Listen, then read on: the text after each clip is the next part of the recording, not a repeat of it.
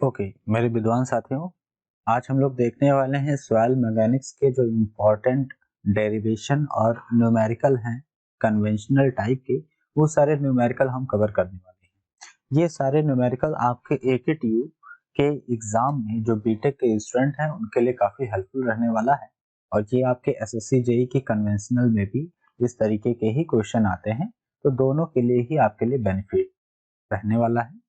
तो ये कई बार आपके एग्जाम में पूछा गया है सॉइल मैकेनिक्स से कि derive the relation between E and N. तो ई एंड एन का रिलेशन आपको डिराइव करने के लिए कई बार पूछा गया है। अगर आपने सॉइल मैकेनिक्स पढ़ा है तो आपको आइडिया होगा कि ई को हम बोलते हैं वॉइड रेशियो और एन को बोलते हैं पोरोसिटी। तो पोरोसिटी और वॉइड रेशियो में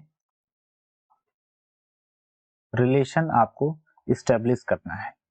क्लियर है? आपको एक बार रिवाइज करा दूं कि जो वॉइड रेशियो होता है, वॉइड रेशियो बताता है कि volume of void and volume of solid.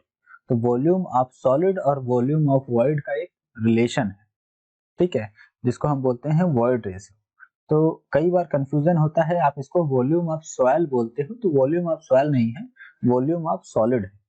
तो वॉइड रेशियो ई बराबर volume of void upon volume of solid होता है।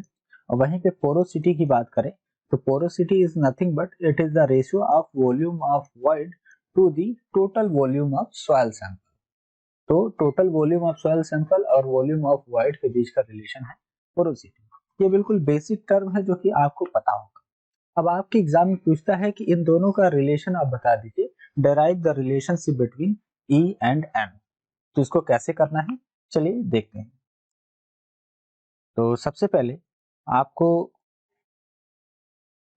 सॉल्व करना है, तो लिखना है वॉइड रेशियो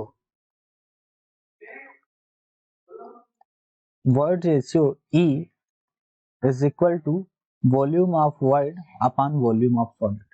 अब इस पूरे एक्सप्रेशन में हम टोटल वॉल्यूम से जो है कि डिवाइड और मल्टीप्लाई कर सकते हैं, v अपॉन v कर सकते हैं, तो इससे पूरे एक्सप्रेशन में कोई फर्क तो नहीं पड़ेगा, ठीक है। इसको हम कर सकते हैं इजिली, आपको पता ही है।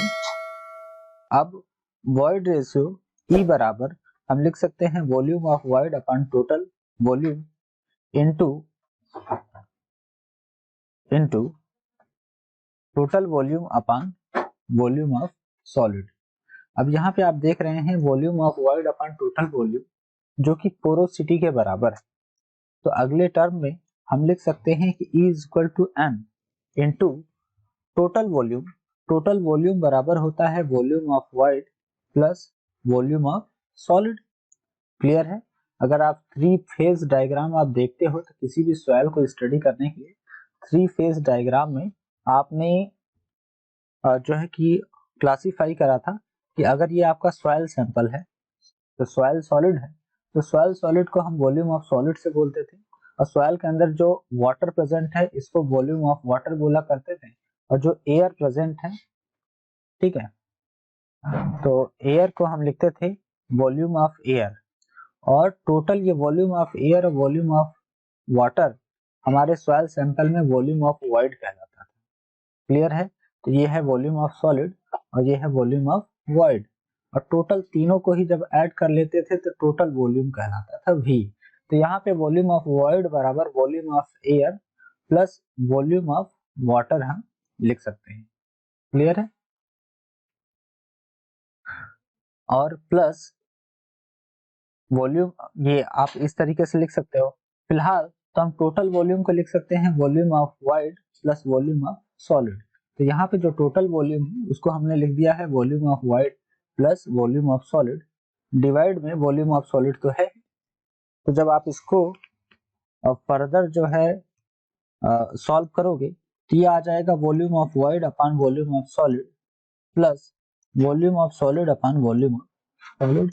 कुछ इस तरीके का एक्सप्रेशन प्राप्त हो।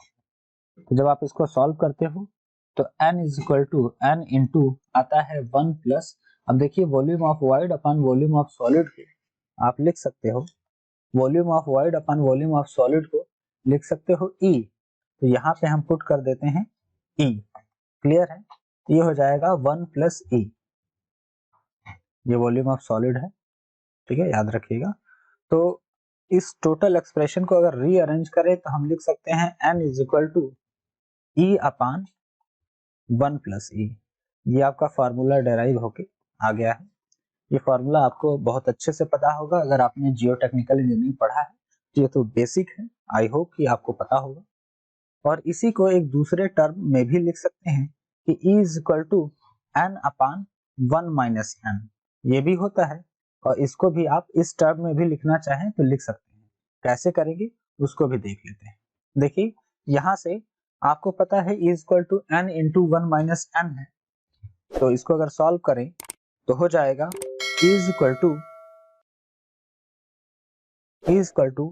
N plus n into e. अब यहाँ पे n इंटू ई है, तो हम क्या कर सकते हैं, e minus N E is equal to N लिख सकते हैं। यहाँ पे e कॉमन ले लेंगे तो 1 minus n is equal to n आ जाएगा। तो e is equal to N upon 1 minus n. तो ये दोनों ही एक्सप्रेशन आपको याद रखने हैं, दोनों ही काफी इंपॉर्टेंट है।